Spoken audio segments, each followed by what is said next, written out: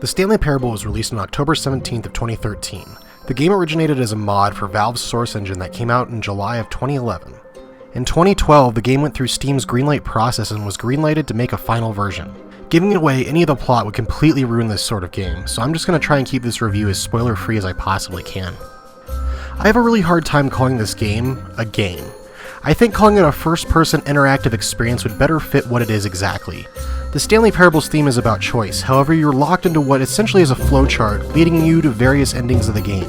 So often it gives you the sense of choice, when really everything's already been decided within the first 2 minutes of each run-through. There's no real challenge to the game, or really much of anything you do besides hitting a button once in a rare while and walking around. So really, other than walking around, there isn't much gameplay at all. Where the game really shines is the game's narrator.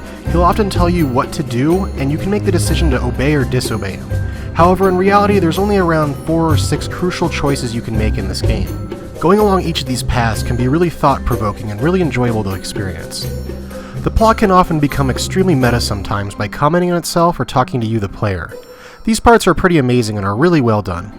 There's enough various plot lines that you can go down in the game, and it can take you about 2 to 2.5 hours to see everything, except for one of the endings which requires 4 hours to complete.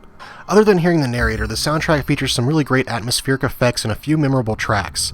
The soundtrack is mostly made up of ambient music that suits the mood well. The Stanley Parable is a great experience that I totally enjoyed playing, although I will admit, the game doesn't have that much in replay value after you've experienced all the endings, mainly because there's no actual gameplay. I would highly recommend checking out the Stanley Parable, but remember that you're really only going to get about 3 hours of the game max before you feel like you've seen everything.